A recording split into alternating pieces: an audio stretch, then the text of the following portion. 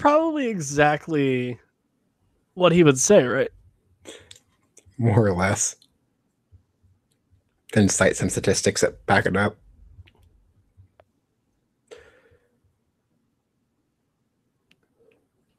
It's, 9 o'clock and it's 9:01. So, if it's all right, like, could you guys go to another? Actually, no. Knowing Ryan, he would probably just move himself to another room. He's probably just gonna stand at the door looking in,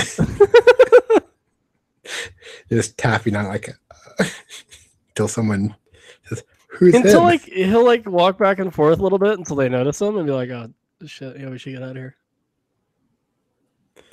Something like that. It's a fair shout. It'd be funny if it goes the other direction. He just like kicks down the door. What's up, mother effers? I like. I just want to know what like Mad Ryan is like. Just once. And I know we'll never get to see it because of the context of everything, but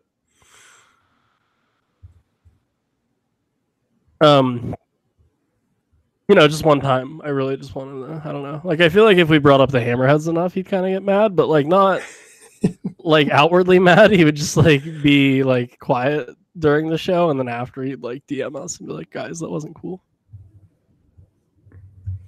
Yeah, who knows? Yeah. Us quiet people are always interesting mad folk. Yeah, but I feel like you actually have a mean streak.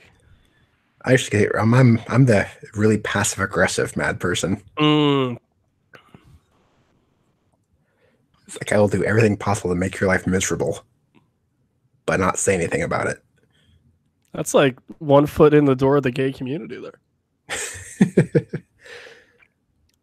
So that is, I very rarely go off on someone. That's usually more of a, okay, I'll just fuck with you quietly. Brilliant.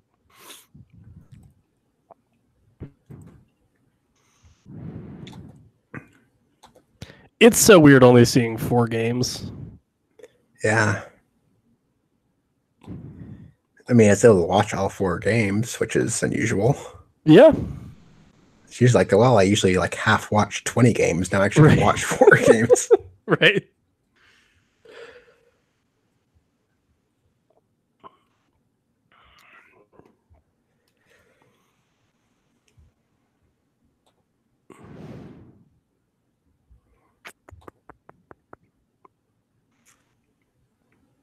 I thought FC Dallas 2 was going to come in the championship. I guess I'm wrong.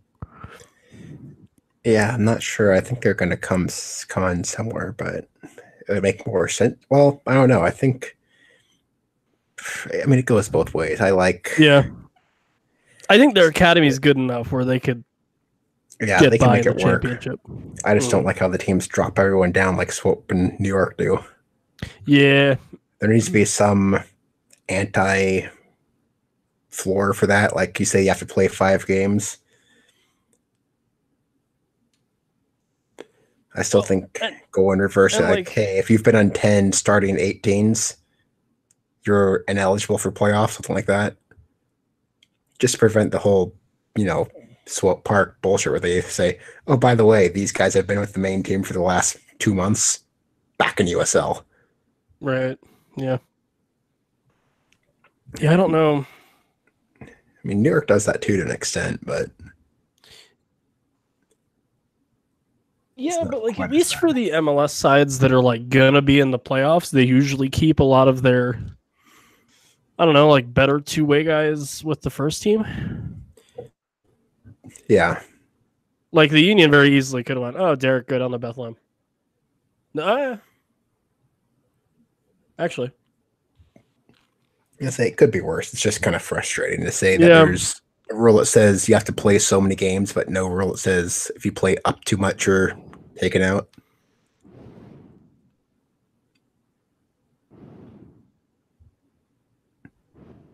I guess you have to argue that it's like the team's hurting their MLS side at the expense of making their MLS 2 side better. Right. Like if you know your team's dead for the season, just say screw it, we're gonna loan down everyone. Steven sent us a pre-podcast question, not because he wanted it to be on the pre-podcast, but because that's when it came in, and I feel like answering it. He said, if the bottom MLS teams dropped, how would they fare against the USL's top teams? Steven, because I know you can hear me, which is exciting. How does the spending work for the top teams in USL? Like, is this current roster against current roster? Because, like, so I'm imagining right now, like, San Jose playing Cincinnati, or like San Jose playing Louisville or something. And like, I think that would be tight, but like, I don't know. That's a weird one. Yeah, I think the bad MLS teams still kill it. Like their worst case, like the number 2 or 3 seeds. Just like if we sent like Cincinnati up, they'd be probably out of the playoffs by a few spots. Yeah. Well, we're gonna find out. I think that's what's gonna happen. Yeah. Hi, Ryan. Hi, how are you guys? Yeah, we're all right. We had a debate about how you kick people out of the room. Oh yeah, can you shed some insight on that? We have the same theory, but What's your theory, and then I'll tell you guys if I'm right. So we feel comfortable knowing you as long as we have. That you were just kind of very polite about it, and we're super passive aggressive.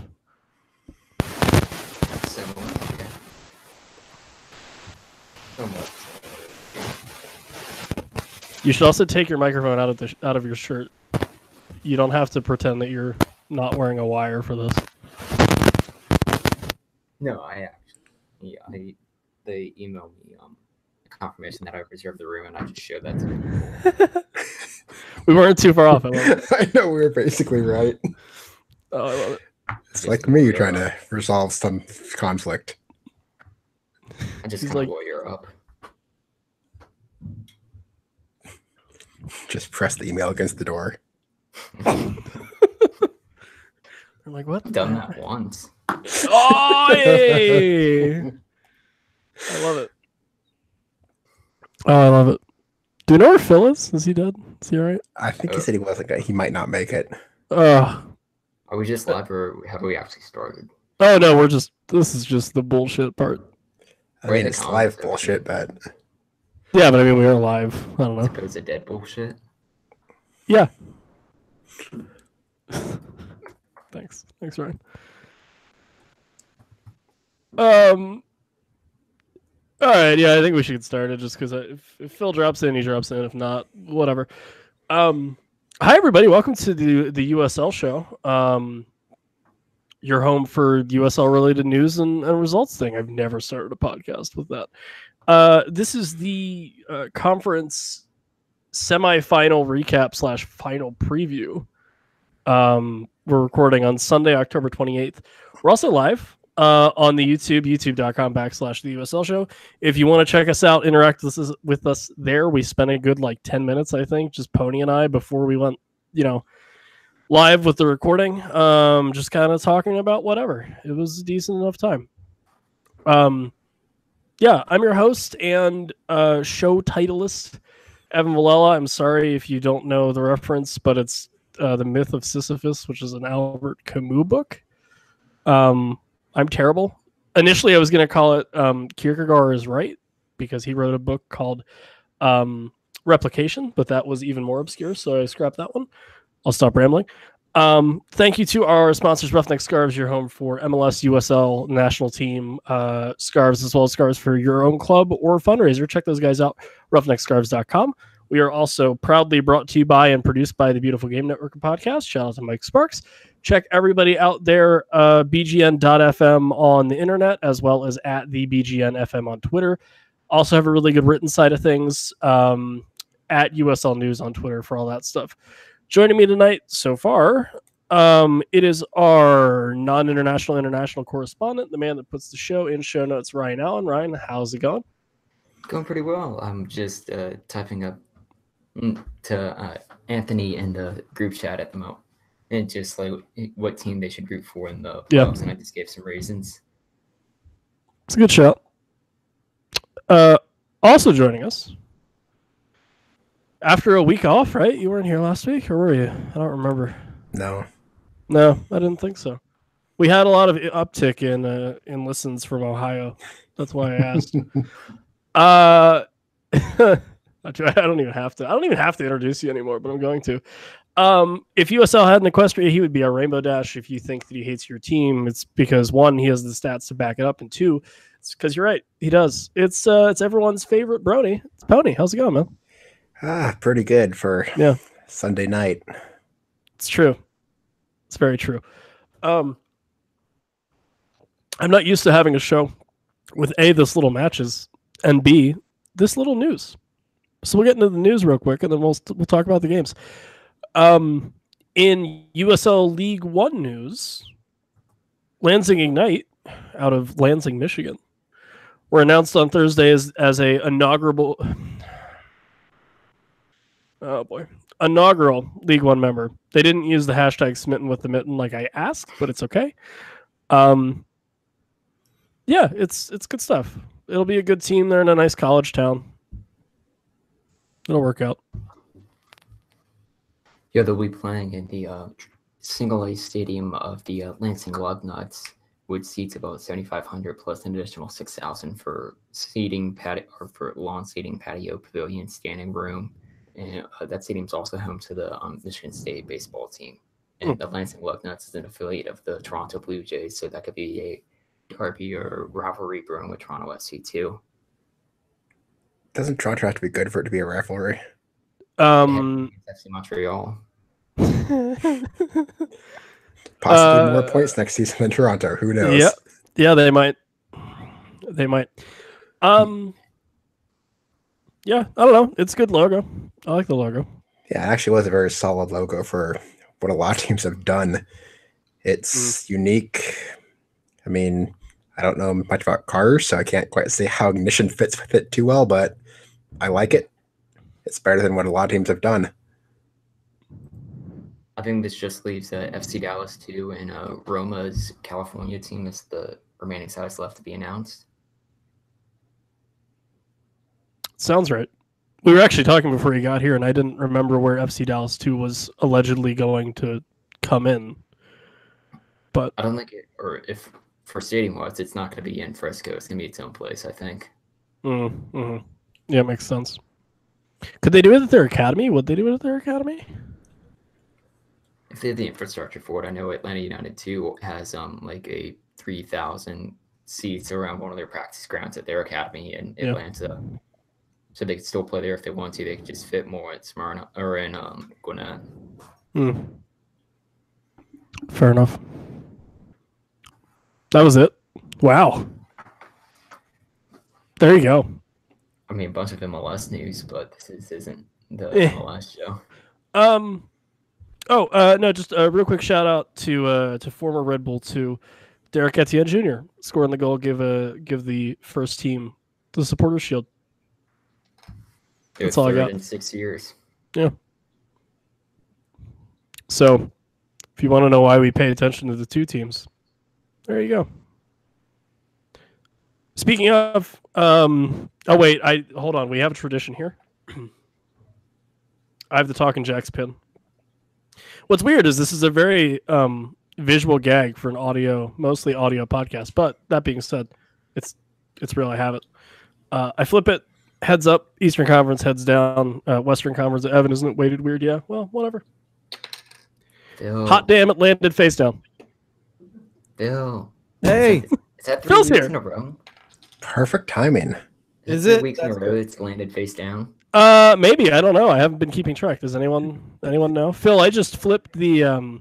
Yeah, that's 3 in a row. And is it really? Yeah, my favorite part about last week was when you asked yourself a question like, Evan, isn't it not weighted correctly? I did it again. Yeah. That's the new bit for the pin flip. I like the answer is yes. It is. It's weighted wrong. Also, real quick, thank you to our other sponsors and my dear friends this week, Dr. Pepper and Yukon Jack. Oh. Yeah. Hey, I don't get in trouble for that one. Anyway, Western Conference semifinals. Phoenix Rising, the 3rd seed, 4. Swope Park Rangers, the 7th seed, 2. Jason Johnson starts things off in the 22nd. Tyler Blackwood gets one in the 26th. Swope Park take the lead in the 33rd off a Haji Berry goal. Chris Cortez responds pretty much right after a 36th minute. The Jamaican Kevon Lambert in the 48th. And then who else but Didier Drogba with the icing on the cake. Nice little tap in the 90th minute. Phoenix Rising goes on to play in the Western Conference Finals, to the surprise of nobody. Yeah, right. There's a lack of surprises going on in the playoffs, and I was hoping for more surprise. I mean, Swope Park didn't look bad in this game. They looked competitive for the most part. I think 2 goals is more than they should have lost by. It seems like they should have lost by about a goal, but they looked in it for a long time. And there were spans where I thought they were actually going to get the equalizer or maybe even get the win. If Phoenix plays like this, they probably don't stand a chance against whoever comes out of the East if they make it there, because that back line did not look good against the Swope Park team, who is not really always known for scoring. They can at times, but I'd be a little bit concerned about Phoenix moving forward. I think I had them as my pick to win it all before the playoffs started. I'm very much more unsure about that now, but if they stay healthy, that's going to be their big one. They need to stay very, very healthy to have a chance, and that back line needs to step up a bit, because you can't be allowing 2 goals against Swope Park, and probably should have been allowing 3 or possibly even more. They didn't. That back line does not look quite the level of the expected championship team to support. I think that back line's like good against certain types of teams, and then I think they struggle against teams like Swope that pass it around a lot. And OC's kind of similar in that way. So it may be, and I may be wrong about this, but I've been thinking this for a little while, getting an inkling of this kind of feeling about Phoenix's defense, because obviously they destroy against teams like St. Louis that are just kind of fast and physical on the attack. But OC could be the type of team that could rip them apart, and could be a really interesting game in that way. Yeah. I mean, go ahead, Ryan, go for it. I mean, personally, for at least Phoenix, they looked solid enough that, scoring 4 goals is a decent night. I thought it was interesting with the Swope Park. Their first goal came in the 26th minute. In the 27th minute, when it was their first goal last week against Sacramento, and then the regular season finale, it was in the 28th minute was when their first goal was against Los Dos, and they looked well enough. They were leading at one point for 3 minutes, but obviously Drogba came through with the icing on the cake, and Phoenix kind of took care of business. Now they have to travel to face a rather good OC team over in Irvine. Right. I know you're talking about passing. Most passes in USL this year. Swope Park was number 1. Orange County clocks in at number 4. So that could be dangerous for Phoenix second round, or I guess final round of the West. Yeah. It does at least seem like something that could frustrate the Phoenix defense. Yeah. They're definitely not going to out-muscle them. That's not going to happen. Right. They're going to have to definitely do it a different way, and maybe their way is the right way. We'll have to see. I didn't give him an intro because you joined late, but the voice you just heard before mine, right then, it's Creamy Irish Coffee, the Ladies Man, the St. Louis metropolitan area. My good friend Phil Grims. I'm glad I made it. Hey man, I had to get a. I'm glad you're here. Man. Left my family's house a little late tonight, so it's all good. It's all good. I will say about Swope Park, I agree that they haven't been terribly impressive offensively this whole season, but man, Haji Berry. What's funny too is, Haji Berry is awesome, but it's interesting how dangerous Blackwood can be, and he's not getting any press whatsoever. And there was a Don't worry, I get to talk about that with 2 people that scored in 2 of the other games. About Blackwood, or well, just about that they're very good, but they don't get enough credit. We talked about Aiden Quinn before, but I think Brian Ownby is in the same category.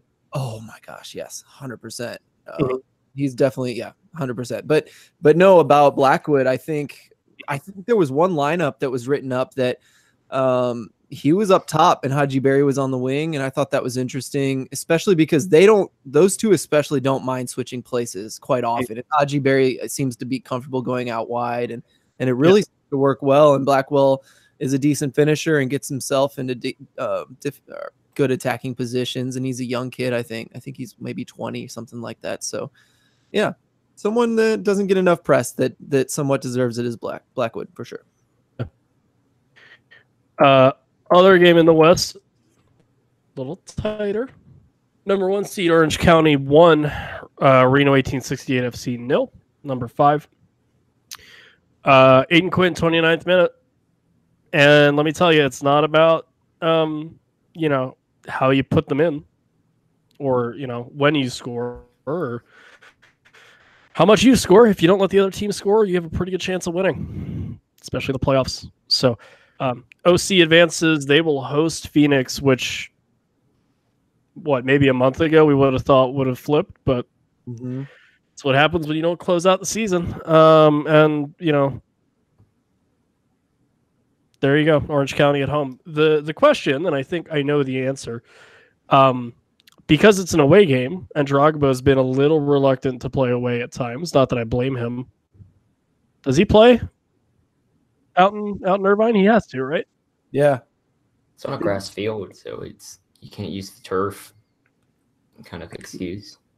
Yeah, he has to be hurt to not play this game. You don't miss the conference finals. Right. Phil, also to backtrack, not to rain on your parade or anything, but Tyler Blackwood's 27. Oh, thank you very much. I'm glad I'd rather be corrected than be wrong. So he was with Sacramento for at least a year or two, I think. Wow, I had no idea he was that old, because he does look young in the face. He does. Oh, he totally does. He still does. But yeah, no, he's not that he's old or anything. Well, but it does make a difference. Like at this point, he should be doing that well at the age of 27. It's a little less impressive. But still. Guys, thoughts on the OC Reno match other than Orange County did what they had to do here? Surprisingly low scoring. I mean, if you told me Orange County scored 1 goal, I would have bet they got eliminated more often than not in this one. 100%. Yeah. I mean, I'm not sure if that was their defense playing well or Reno just failing to convert, but yes, if you only set 1 goal as the standard. Much like a game we're going to talk about coming up, 1-0 would be a very low down on my possible score lines of what I thought would happen in this one. And more power to Orange County. I thought they'd be in trouble against Reno or Salt Lake, but they managed to shut them down, which is something they haven't always done. Mm-hmm. And if they could shut down teams, Orange County is going to be really, really dangerous. Yeah, it's like early season Orange County is kind of what they looked at like in that game. But I don't know if I would definitely sell myself on that being the case in this game, because both teams got them. It was kind of like one of those 1-0 games that was really exciting, because both teams got into scoring positions like so many times. So many times. It was a really exciting game. It was back and forth, sometimes like end to end immediately. And I really enjoyed watching it. It was just like the finishing wasn't there for either team. Even Anna Voldson, Aiden Quinn ended up getting the goal, which was a really good one, but it wasn't the most impressive attacking position anyone was in that game. So both sides missed a lot, and either team could have won that. The defense, I think, was worse than the attacking in this. It was just the finishing was worse than the defense. So, it was really interesting that it was 1-0. No one expected that, but it's still like watching the game. It was still kind of the attacking soccer that you would expect from a game like Reno versus OC. Just no finishing. It's crazy. Yeah, looking at it, Orange County had 1 shutout in their last 14 regular season games. Yeah, it stopped. Like their defense stopped being so effective midway through the season, I believe. And like you said, 14 games. It was surprising.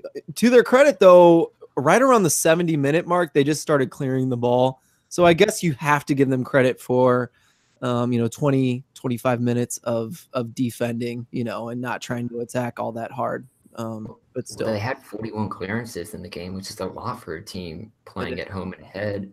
If you're looking back through at their past results in the regular season, they had 5 1-0 score lines and against 4 different teams, and I think none of them came against a playoff team. Right. Orange kind of looked good. They just didn't look like team I expect to win the cup good. They need to kick it into another gear here. I agree. I completely agree. They do at least have the advantage of being the host priority as the highest team currently left in the league. The crowd at OC was good too. They were lively. You know, every time something good happened, you heard a nice loud exclamation from the crowd. So that's nice to see in OC. Like their attendance hasn't been incredible all year, but it's been rising every week since the playoffs. So that's good. Well, and like I think it means a lot more. That was going to be incredibly dumb. Do it. I was going to say I think it means a lot more. I can still make that work. I think it means a lot more for people that know where OC Blues was. Yeah. Especially people in California or people that work there or, you know, players that have been through there to see where they are now compared to where they came from. You know, they went from being a really weird black sheep, like, don't talk about them, kind of Toronto FC2 of the West kind of thing, to, you know, the number 1 seed in the Western Conference, which is great. Yeah, that's completely true. Mm-hmm. I mean, OC Blues were kind of the black sheep of the league for a few years. And it felt like they were just on another continent in terms of, and I mean, Pony, you'll probably have a better grip on this than I, but from everything I heard, it was like, if you reach out to them, you will hear nothing back and you will like it. Yeah, it was in the USL still. No, that's fair. It's still good to see OC respecting their roots. I mean, only OC would be the team to have their Twitter be hacked for about 18 hours. Oh, I forgot about that already. The new iteration's so much better already. I mean, it really is. Especially, I mean, on-field results obviously are the biggest. Here, look at how much better we are. Yeah. But it's just nice to see kind of the front office and community involvement and things like that, you know, coming along with it. Let's be honest. If it was OC Blues who got hacked, they would just have made a new Twitter account and moved on. Right. Is that why they rebranded? Like, did their Twitter get hacked at the beginning of the year, like in January? And they're like, you know what? We don't need this. Oh, man. That's good. That's really good. Yeah, I guess if everyone's happy, we'll move on to the East. Mm-hmm. Great. Number 2, Louisville City 2. That's funny. Number 6, Bethlehem Steel FC 0. Goals by that bad man. He does it in the postseason all the time. Brian Ownby, 34th minute, 58th minute. Oh man, where do I? Yes, give us what you think, Evan. I want to hear it. No, so I had USL memes reach out because we're kind of friends. And just a couple other people were like, hey, like, you know, good luck tonight. And what are you expecting? I think Goose mentioned something. And I was like, as long as we play better than that really awful 4-0 loss last year, I'll be all right. And we did that. So that's great. No, like, glaring mistakes on either of the goals. If anything, the offensive finishing wasn't there. And as much as I like seeing, you know, Nanko and Moar on the wings, I think if Galena was healthy, he must have picked up a knock in training. That would have been interesting. And I don't think Ferris did enough, if I'm honest. But really great season from the guys. It was a wonderful group of people to get to know. And I am very, very excited to see however many of them come back next year. And then if there's a couple guys that end up in different places, that'll be all right too. As long as everyone just has a job, because I think that is a group of guys very much deserving of one. The other thing I'll say, whoever produced that really should have turned that microphone off on the sideline. Oh my God. What happened? So Phil, do you know how, like, if you go to a match in the USL And it can be a little quiet, and a referee makes a call, and then you can hear what, Poulos or the coach says very audibly, and sometimes they're a little vulgar. Yes. Yeah. Yeah, you got to hear Brendan Burke and John Hackworth, mostly Brendan, be very salty. Yeah, more Brendan than Hack for whatever reason. That makes me. But literally in a post-game interview he did that Bethlehem Steel put up, Brendan actually apologized after the match, which, Coach, I didn't think he had to do that because obviously you don't know that everyone can hear you and that mic is hot. But yeah, you guys do your effing jobs. You got to be effing kidding me. You guys are effing terrible. Things like that. Yeah, I edited it for content, but he did not. So I really don't think it was Brendan or Hack's problem, because I don't think coaches are mindful of, there being microphones. Not on the field, because I think you always kind of know that there's two by either corner flag. But wherever the one in Louisville must have been like right underneath the center table or something, because you could hear literally. I mean, and we're not even talking just the coaches, but like there was substitutions that they were saying like to put up on the board that you could hear before they happened. So I'm going to chalk that one up to the producers not quite getting it more than anything else. And I do appreciate Brendan Burke apologizing. He's I'm biased, but him and Hack both are quality guys. It's interesting for him to apologize because it's not really his fault. He should be able to say whatever he wants. It's not like right. He didn't get red carded, so it must not have been the worst thing that was said all year. Yeah.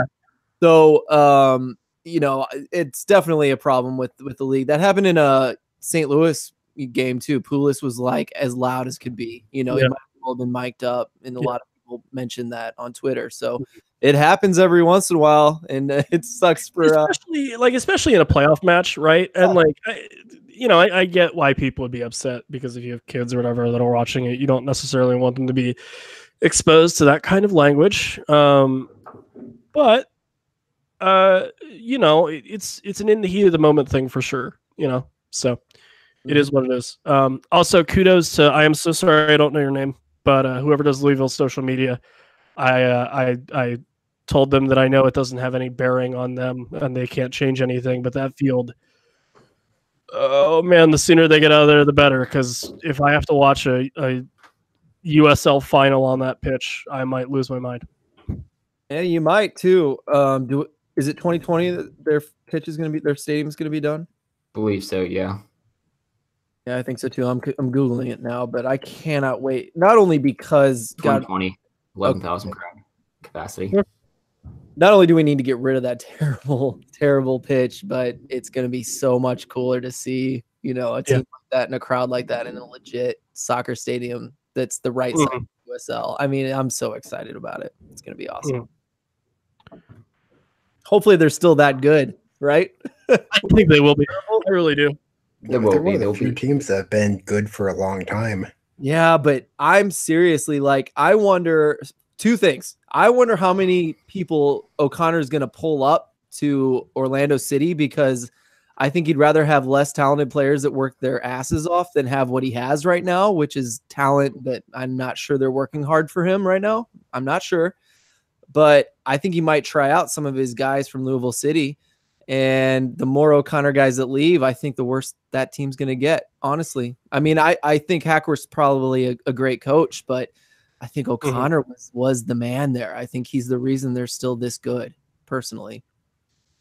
Yeah, I'm trying to think of the only teams that have missed the playoffs since they've been in the last 5 years. Would be like Sacramento's never missed, Louisville, maybe like Charleston. New York, Cincinnati, Charleston, and that's probably about it. Anyone else that has had at least one or two down years. Right. So I think we see Louisville around for a long time. Cincinnati's never missed. But maybe them and Orlando just need to trade rosters. And bring Dom Dwyer and Sasha Kleston into USL. Oh my gosh. Bring back 2013 Orlando had Dom Dwyer lead the league. I'd like to see Sasha and Ohm be on the field at the same time. Oh my god, I need it. Honestly, a part of me kind of doesn't see how Cameron Lancaster stays in the USL next year. I think he should. I think almost. Just because if I'm an MLS team, I feel like I can outbid essentially Louisville to keep Cam. I mean, I'm just thinking how many times have we had a, Golden Boot winner immediately go to MLS and become irrelevant? Dan Kelly. Coley, he did the same thing too, right? Yeah. Yep. We haven't seen a super successful USL striker make the move and be successful, except for I think Dom Dwyer, right? Was he the only one? Etienne Jr. That was a long time ago. Yeah, I think the MLS 2 teams have a little bit better track record, but the independents, when someone gets taken, they just fade into nothing. It's sad. I really hate that happens. And same for assist leaders. Well, honestly, that's what I'm going to be watching for Ledesma next year, who I think has the best chance to actually do a good job in MLS. But still, I think he's going to be a little surprised at the level of defending and how much less time he has on the ball. I think he's going to get a little shocked in the beginning. Physicality for him. You think because we'll talk about it. I do. Well, and I have an example. Luckily, Hassan and Dom went shoulder to shoulder with him and basically just told him, I'm getting this ball. And Ndam won handedly. Because Ndam is very tall. Ledesma not as tall. So I think Ledesma, if he adapts his game a little bit and realizes that he's not going to be able to outmuscle anybody anymore, he'll be all right. Yeah. He's just got to be crafty with the ball, and he can certainly do that. I think so too. He's got the talent. Yeah, go for it.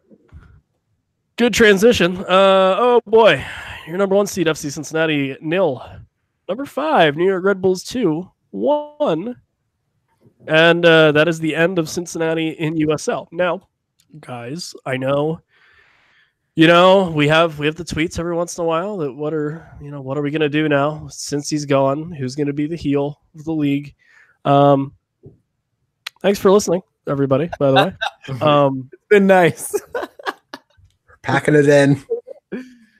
There's no one to pick fights with anymore, so the drama's gone, guys. This is it. That being said, well, as far as we know, the drama's gone. Who knows what happens next year? That being said, I saw I went to Queen City Mafia came out and tweeted hashtag Koch out, hashtag birding out.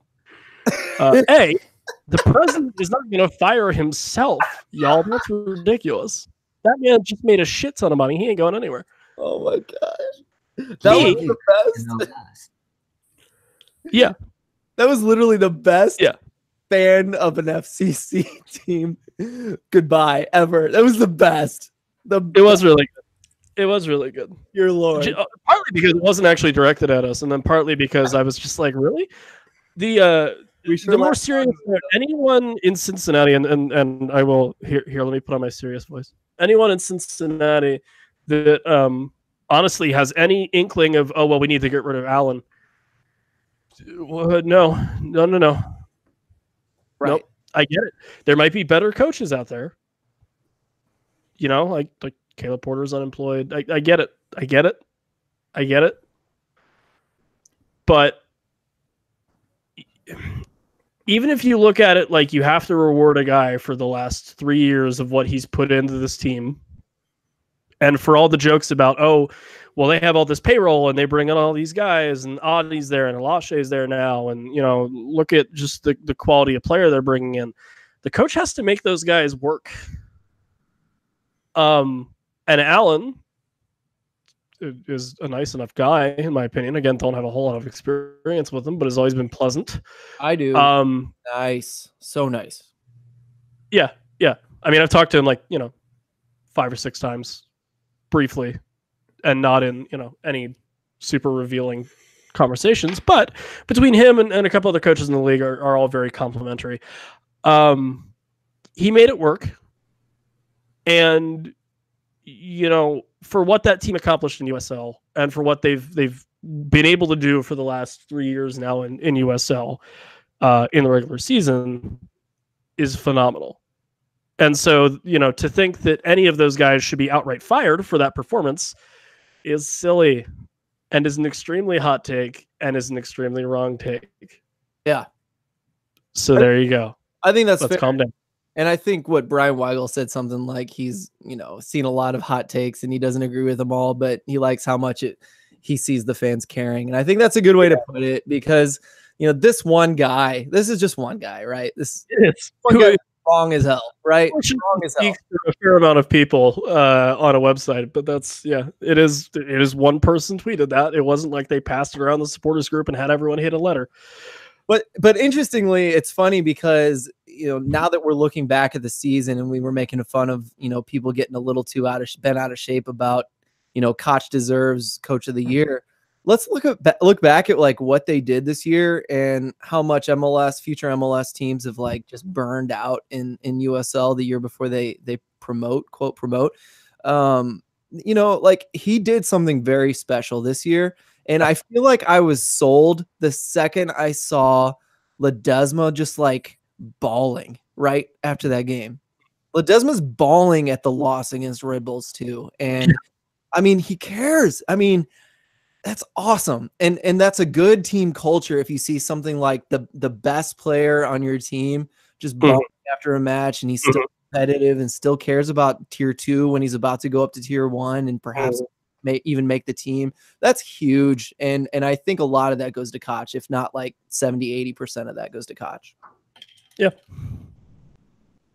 I'm going to go ahead and just go on with what I tweeted today, which is like, I'm going to miss FCC. I'm going to miss Cincinnati. There's just been so much drama. There's been so much like fan back and forth, a lot of Twitter fun. Yep. I'm going to miss having, I said, quote, FC, Bayern Munich of the league this year. It's going to miss having like a team that has all the money being spent and should be destroying every team and kind of did. And then there's the drama of coming out of the playoffs early. Like this is a lot of fun and I'm going to really miss that next year. So if I can say, props to you, FCC. It's been a lot of fun. I wish you luck in the future. And then, Nashville fans, if you guys want to go crazy next year, just like batshit crazy, we're open for it. Yeah, let's battle next year. Let's have some fun.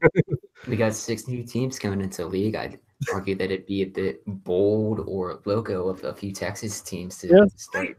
Bold was like, we're going to not like one of these teams coming in, right? It could be bold, man. I think it might be them. Yeah. And their fans, like, who's the MLS to Austin guy? He might be a bold fan next year. Oh, and he might be crazy. I already don't like him. Oh man. So Pony target. Pony, notorious FCC quote unquote hater. Well, yeah. I think the thing I'm gonna miss most is a good villain in the league. Yeah. For a villain to be a good villain, you need them to actually be good and have a chance to win it all. You can't say Toronto is the villain of the league, even if they're a dirty team or Vegas just pulling them because they have the most fouls and yellow cards. They're not the villain. They could be a dirty team or a team we dislike. But to have a good story, you need a team who everyone hates, quote unquote, whether it be for success or for money or for being the Yankees, which I think was what Cincinnati owned this year. Yep. And that's leaving. And I think that hurts the league more than anything else. Is we need a team who the rest of the league go, oh yeah, as long as they don't win, we're happy. Or whoever knocks them out, we cheer for them because they're not supposed to win or they're the favorites. You can't have the perennial favorite win the league hands down because that's not fun for anyone except who lives in the city. At the same time, you can't have the team who everyone is supposed to hate be irrelevant. That's not fun for anyone. You need a good villain. Cincy did that. And there are a lot of good Cincy fans who were very accommodating, who had good banter, and who were realists. And you had the Cincy fans who were not, who I think attracted some of my ire, where it's like, oh yeah, we're the best team, and screw you, USL, you suck, we're leaving, ha ha ha, and you had that, which was the bad Cincy fans. But the good Cincy fans and the good Cincy team, I mean, as weird as it sounds, thank you for the last 2 years. You made this league interesting in your own right. You embraced what you're supposed to embrace. You did it well, and you had a few very good teams in the mix. I really wish you would have won this one so we could see one final Cincy Louisville game, because I think we all deserve that as fans. If you could get that in the off season somehow next year, I'd really appreciate it as kind of a grudge match. Open Cup. I mean, pay-per-view, that would probably sell even. Open Cup. But in the end, since he was good for this league, and the league will be worse without it, I think as Mike Pendleton was saying, it's not going to kill the league. The league will still be perfectly fine without Cincy, but it won't be the same. And thank you for providing what you provided. For the fans who were good fans, good to know you. Stop by when your MLS2 team shows up or your affiliation team shows up. For the fans that basically just said the league was a horrible thing and good riddance, stay in MLS. See how you like that. But I think that's it. It's been a good few years. I will at least say for FC Cincinnati, the last time they played Louisville, they were able to walk off the pitch as winners when they triumphed 1-0 in September. Corbin Boone scoring that only goal. They also lost the season series. They still walked off the field as winners in that final derby. Yeah, they still we're looking at the short-term optics, Pony. About the game, by the way, because we haven't actually talked about that. I think if Armando Moreno gets closed down like at all on that shot, it doesn't. Yes. That was a weird one. Also weird for as much like Alan Coach is great. Why you don't play your Golden Glove goalkeeper in the playoffs? And I know it's a league award, and you know there's been a lot of people with problems about how they determine that, which maybe you should look at that now that the guy who won the thing only played 20 games and didn't start either of the playoff appearances they had. He was hurt at one point. I think he lost a starting job somewhere in the middle. Yeah, I mean that's the. But yeah, I get the point. It's one where if I had to rank keepers, he might be around number 10. Yeah, not his fault. It's like whoever voted on that. That's the group that messed up. Not Koch. It's a Golden Glove. If you meet the requirements, you win. Period. Well, but I think we argued very nicely that he didn't meet the requirements, in my opinion. Well, how many games is a requirement? I guess is the question. 10. Oh, sorry, no, it's 50% of your team's minutes. It's just which I think he qualified for. Yeah, because he played 20 games, which is about half. Yeah, he played more than half the games. Yeah. I mean, I agree he doesn't deserve to be on the Keeper of the Year ballot, but he still won Golden Glove. And by the rules, you can't take it away just because he didn't play a playoff game. Well, okay, maybe I misunderstood. Is this a math equation or was it a vote? Because it's a math equation. Oh, okay, thank you. It's mostly math.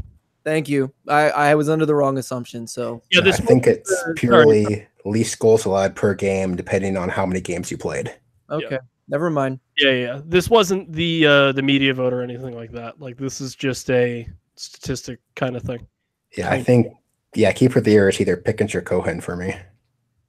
I would have gone Pickens. Friend of the show, Brendan Miller, made a good point that Max Crepeau should be Crepeau is on there. I think given that he set the right team.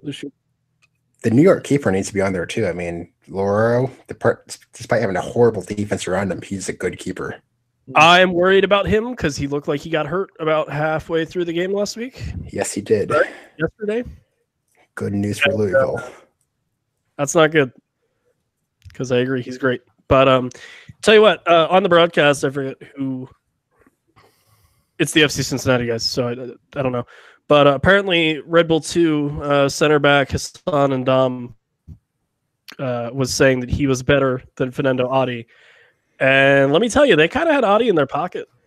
Adi just looked off. He looked off. He looked uninterested, if I'm honest. And a little frustrated with the service he was getting, which is weird. Because Phil, like you said, I thought Ledesma was playing pretty well. Maybe their corners weren't as good as they should have been. Although Forrest Lasso, buddy, just look at where you want to head the ball. Like if you go back and look, I think he had like 3 or 4 clean headers. Yeah, when you you're supposed to look at where you want to put it. He looked not at goal. Yeah, the whole season, the best strength of Cincinnati was finishing. They had one of the best. I think they finished 20% of their shots, not shots on target, but shots. Yeah. And they didn't do that in this game. If they would have been at their league pace, they would have won this game. Same with New York. Both teams, for lack of probably better phrasing, did not look too good. I don't think either team deserved to win this one, so to speak. I think Louisville would have killed New York or Cincinnati on that game.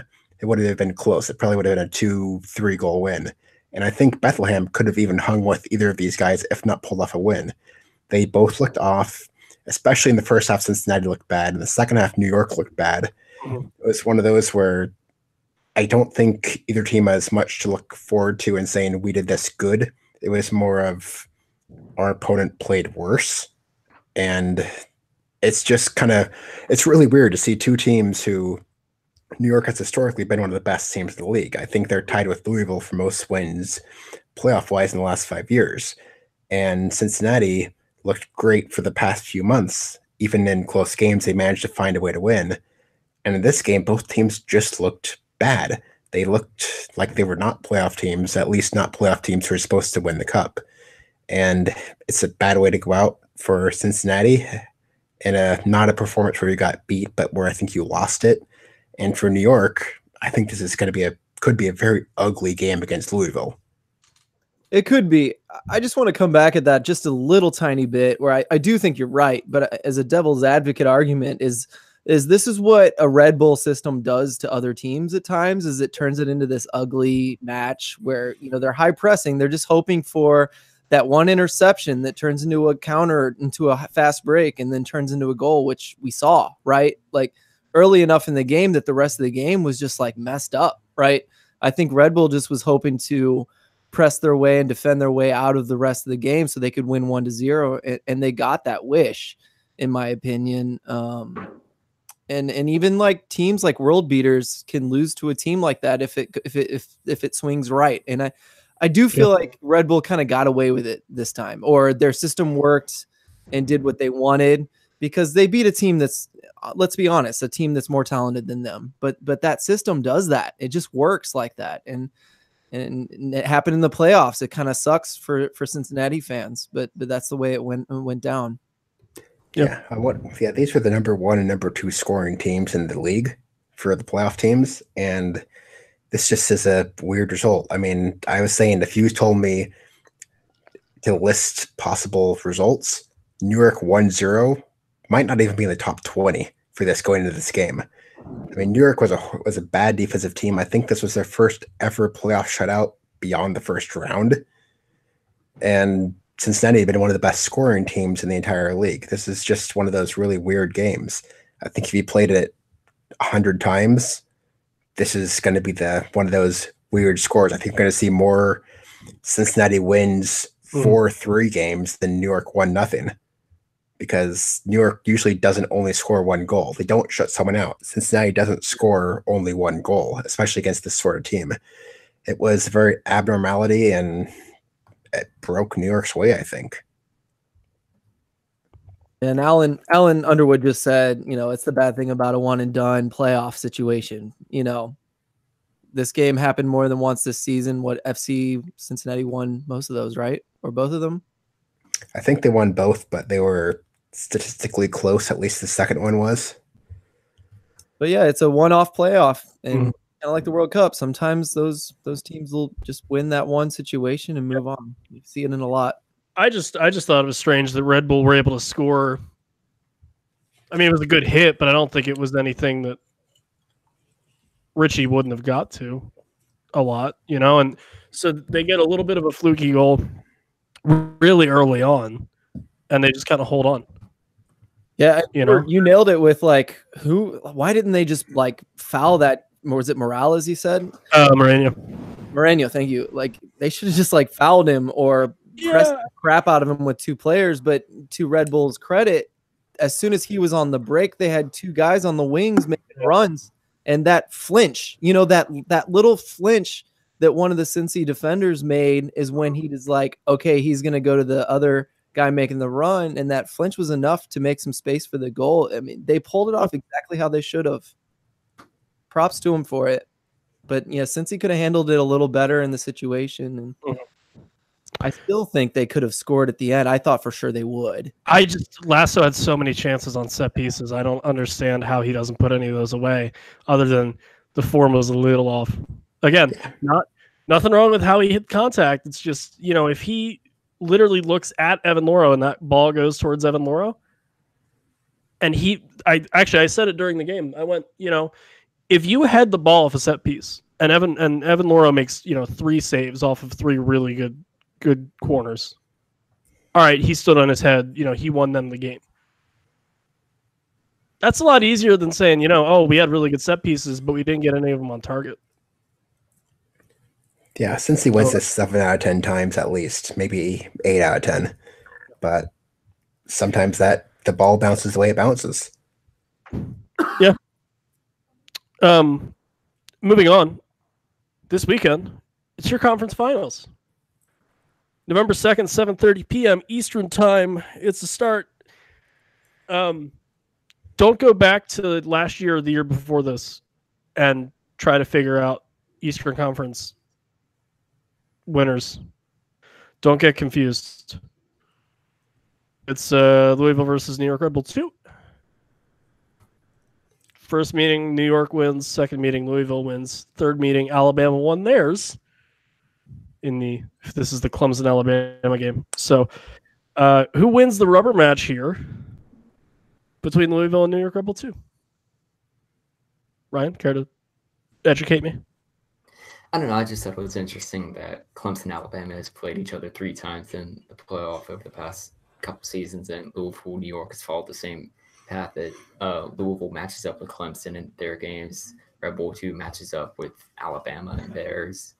Alabama won part 3 last year, so it's a good omen that for them to get matched up. But honestly, I think it's going to be Louisville for this one. If you look at the last 6 conference finals since 2015, only one road team has won, and that was LA Galaxy 2 over OKC in 2015.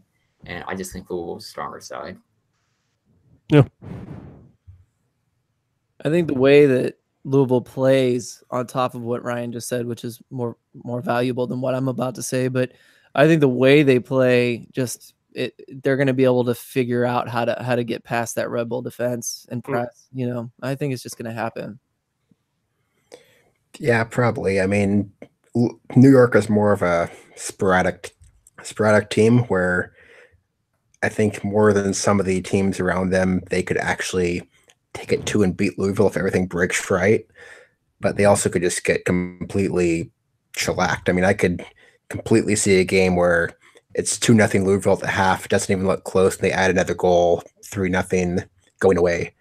But at the same time, we just saw New York take down Cincinnati, who was the favorite to win the entire thing.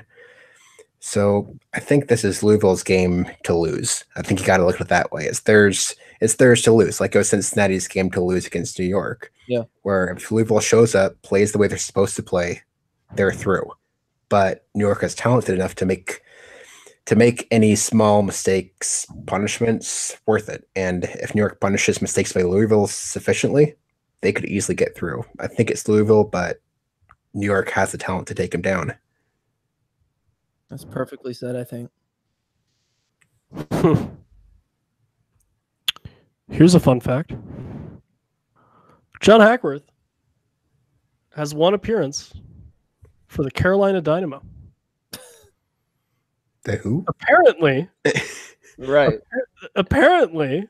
And I'm gonna have to ask them about this. Unless Ryan knows. They play in Greensboro. They play in Greensboro, but they're taking Carolina Dynamo's legacy? Is that true? Is that true? The Wikipedia article says founded in 1993, the team plays in USL League 2, the 4th tier of the American soccer pyramid. Oh my goodness. Oh wait, they're a PDL team. So yeah, okay. Yeah. I like the nod to Nottingham Forest and their logo. Oh my god, their logo's terrible. Please look it up. But yeah, I don't know why I wanted to throw that out there, but Hackworth's one senior team appearance was for a PDL side. I don't know why you're here, Evan, if it's not to make deep dive comments on every single episode. Corbin Bone played for this team as well. Oh my god, that's right. Mean. Corbin Bone, Jimmy McLaughlin. There's a fair bit of Cincy guys that would have been. Damn it! No, guys, fight each other in a parking lot, please. Even better. Disclaimer: the thoughts and opinions of me, sarcastic or otherwise, do not reflect that of the network that I'm on or other people. So, in case you couldn't tell that was sarcasm, please don't fight each other in a parking lot. Maybe like play some Jenga or something. I don't know. Whatever. Western Conference Final. Pony, don't die. That would be terrible. That wasn't me. That was me almost dying. I have asthma. That would also be terrible. No one die. That would be terrible. Western Conference Final, November 3rd, 10 p.m. Eastern Time kickoff. First time since the league split East and West that we have two teams in the top 4 in the conference finals. I love it. Pony, who you got? This is a hard game to call. I mean, I guess I'm going to go Phoenix because I had Phoenix and Louisville in the finals when the playoffs started and just double down. But the Phoenix defense, like I said, has looked kind of shaky. And if Orange County offense shows up, they probably can put enough goals past Phoenix to win. This could be, I could believe almost any result here. I could believe this is some 4-3 Orange County game. I could believe it's going to be 1-0 to Phoenix. But again, if Phoenix is a team where, if healthy, just looks so talented. And I think the offense can make it for an average to below average back line if their keeper is actually playing well. I think they get through, but Orange County has so much talent. It's really hard. This is by far, I think, the closest game in the finals. I think Louisville should advance like 80% of the time, but this one, it's almost a coin flip. I think it's just going to come down to whose offense shows up. And if Phoenix is healthy, I think their offense has a little bit better chance of showing up. So I back Phoenix, but I have no qualms seeing almost anything happen in this game. I was going to say the same thing, but the opposite. I was going to say whoever's defense shows up is going to win, but I don't know if we're going to be able to tell the difference between a prolific offense and a solid defense, Yeah. So, yeah, basically, Pony. The offense is the best defense setup. Yeah. I mean, Phoenix had the best defense at 38 goals allowed.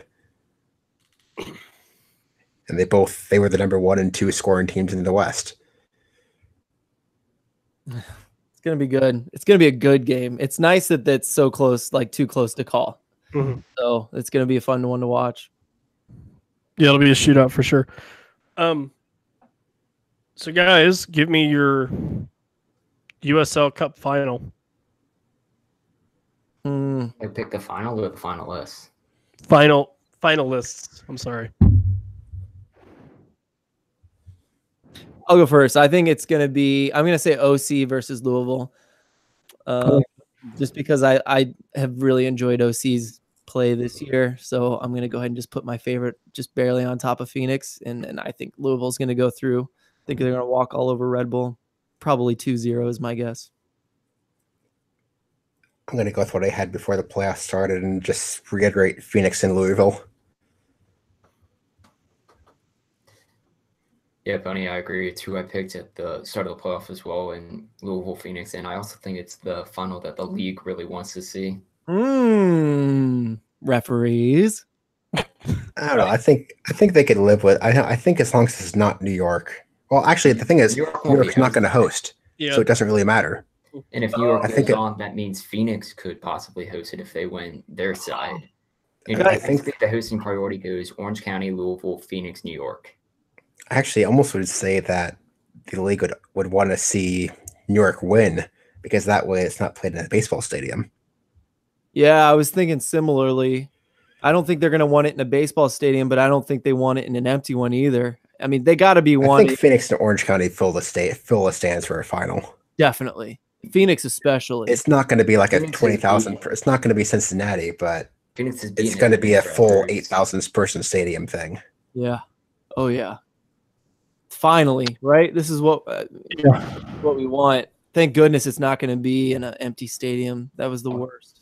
I was saying Louisville Phoenix as in terms of two independent clubs with a bunch of fan support. Mm-hmm. We haven't gotten a true independent USL final since we saw Sacramento and Harrisburg in 2014. Yep.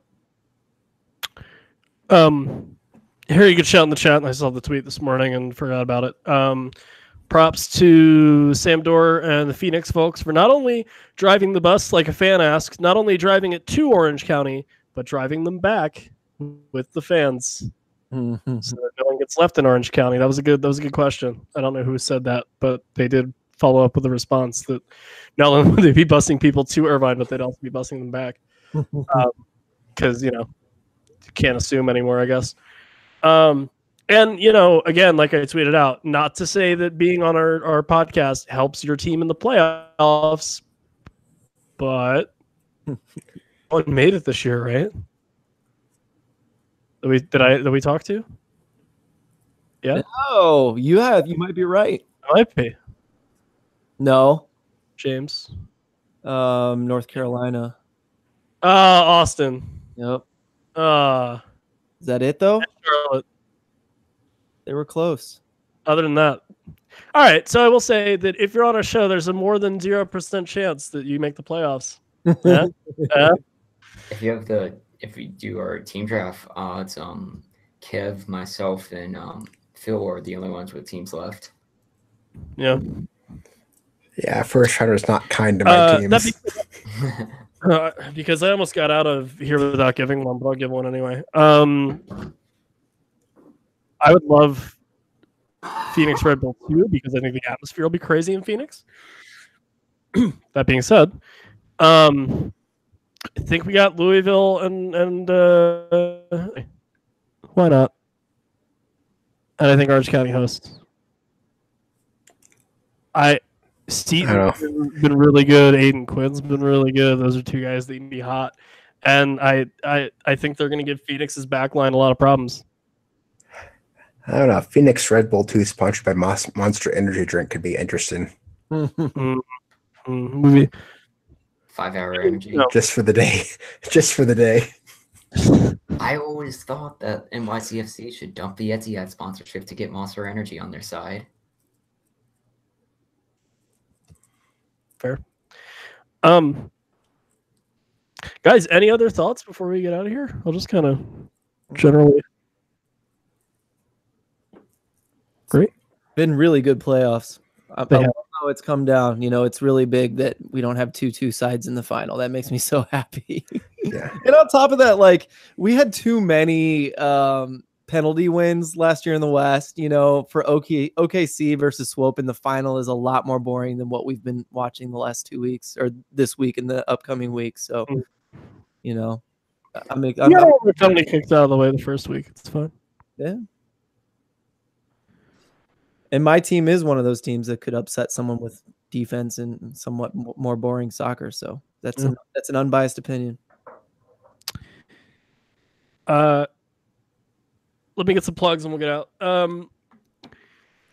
Like I said, we go live usually every Monday, sometimes every Sunday. Stay tuned on YouTube, youtube.com/the USL show. If you subscribe there, it'll just let you know when we're live, and you can just click through and bang, there we are in your home or whatever. Great. But that being said, if you don't have time to listen to us live, or you would rather kill an hour of your week at work, which if you do that, hey, thanks, that's really cool.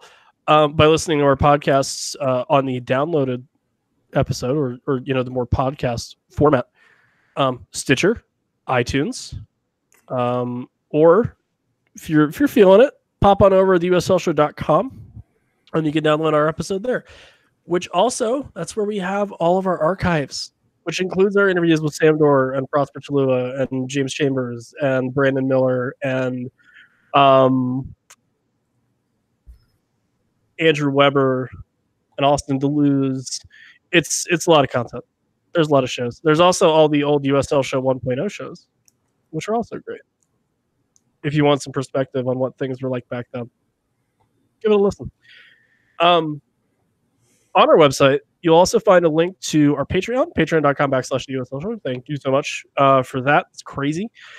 As well as there's an orange and blue box, or if you're colorblind, it's a gray and gray box that's for Soccer Loco, which is some dear friends of ours. It's a soccer-specific retailer out of San Diego. They do some good stuff. You can buy anything you could possibly think of. You want, I don't know, like a Victoria Pilsen jersey, perhaps. Go for it. It'll be there. If you need cleats for your rec league, get them there. They'll ship. It's good stuff. Tell DK I said hi. What else we got? You can find me personally on the Twitters at SpeakEvanSpeak. That's always a good place to hang out. You can also find the show at the USL Show on Twitter. And feel free to email us. The USLshow@gmail.com. We'll take personal. We'll take random queries. We'll take business inquiries. I don't really care. Whatever. Send them in. For my friends, Pony is at Iron Pony Chef. Ryan is at ILM_Ryan. And Phil is at Phil with 2 L's, Grooms with 2 O's. So thank you for letting us entertain you, hopefully. And thank you for sticking around with us for the playoffs, guys. Until next week, where we talk about the USL conference finals and the USL championship preview. Thanks for listening, and just adhere to our one rule and don't be a dick. Take care, everybody.